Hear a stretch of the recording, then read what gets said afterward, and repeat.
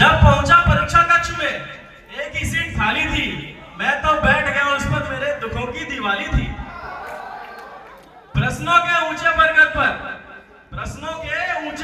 पर मैंने कलम कुल्हाड़ी दे मारी। बस घंटे भर में मैंने सारे प्रश्नों की कर दी थी तैयारी। बाबर था अकबर का बेटा, वह वायुयान से आया था। उसने ही तो हिंद महासागर अमेरिका से मंगाया था अशोक होटल का मालिक, वह ताजमहल में रहता था। ए अंग्रेजों भारत छोड़ो, वह लाल किले से कहता था। चुन चुनकर घंटे भर में मैंने सारे प्रश्नों की कर दी थी तैयारी। हुआ वही जिसका डर था, शिक्षक के पुराने चश्मे से मेरा इतिहास भूगोल हुआ। हुआ वही जिसका डर था, मेरा नंबर गोल हुआ।